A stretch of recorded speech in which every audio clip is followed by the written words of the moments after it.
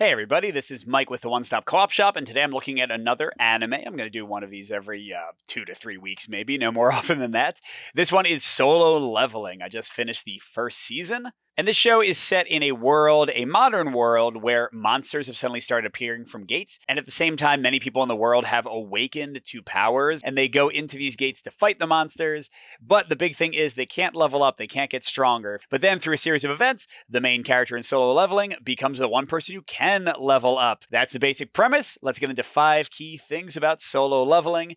And disclaimer that I watched all of this with English subtitles on Crunchyroll, and I have read none of the original work that it's based on. So first, my number 5, which is a full-on pro for my taste, is the core concept of the show. Now, for those who haven't watched a lot of anime in the last, 5 to 10 years, the idea of like MMORPG things being real, or even of like RPG stuff being brought into the modern world, that's actually pretty heavily done at this point. But what I do think is cool for this one that I at least personally have not seen before is the idea of leveling versus not leveling, and that most people are kind of stuck with their power level, and this is the one character who is able to level up, and there's some fun mystery behind that. There's some fun contrast between him and other heroes and how he deals with things compared to how they deal with things.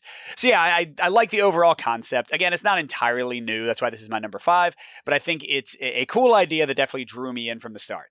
Moving on to my number 4 point, this one's a bit of a mix for my taste, and that's the development of the main character, Jinwoo. The reason that it's a mix for me is that he does have cool development. You do see interesting things happen even in this short first season. You can kind of see him grappling with the challenges being placed upon him, his new powers, kind of being seduced by them at the same time that he wants to kind of preserve his humanity, and he has to deal with violence and like trust and distrust and people mistreating others.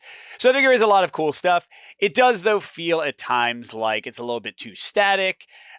We only get to see inside his head. He doesn't really share with anybody.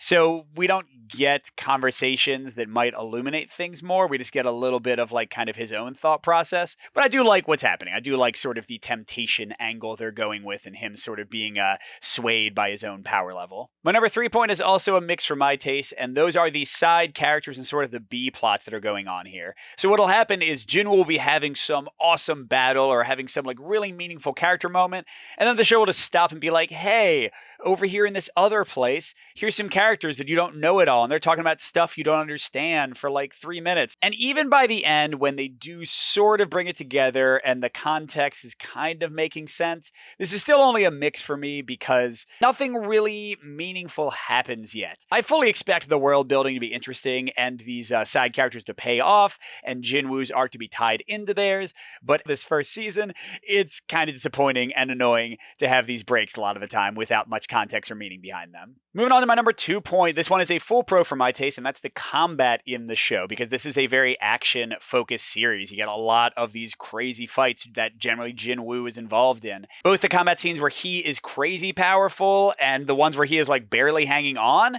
are done really well together. The combat is varied. The creatures he fights, the non-creatures he fights, the type of skills they bring to bear, the growing skills that he has, keep it kind of interesting and varied and exciting. So yeah, I think overall this is definitely a highly successful action piece. The set piece combats are amazing, and I think people who are coming here for the fighting will really enjoy it. Finally, my number 1, a huge pro, I love this in the show, and it is kind of what the show is all about, is the leveling and the powering up. Him getting equipment, him getting new skills, but combined with kind of the mystery of the core concept that I already mentioned, where like no one else knows that he's doing this and it's not supposed to work this way, and then seeing people react to it, like, I don't know, for me, that's never not a fun thing in anime. Going back to like Dragon Ball and stuff, like Goku shows up and like, oh, what can this guy do? And then he just destroys them all. That's always fun, right? That sort of juxtaposition of the apparent weakness and the actual strength. I love what it's done so far in this first season.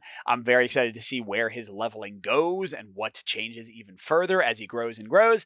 And I just think it's really exciting. My favorite part of the show. So overall, I think the first season of Solo Leveling is excellent. If you like action-based shows, I think this is a full-on recommend. You should definitely check it out. If you're into sort of like that RPG playing thing that a lot of anime and manga do, I think you'll enjoy it too. On the other hand, if you want more quiet moments, if you want like deeper character relationships, I think it's okay. I don't think you get too much of that, but I also imagine as the series goes along and as he brings more and more people into kind of his sphere and is forced to confront and work with others, I'm sure that will improve. But for now, full recommend here if you're into action. I think the show is excellent. I had a great time with Solo Leveling. And yeah, thanks for watching.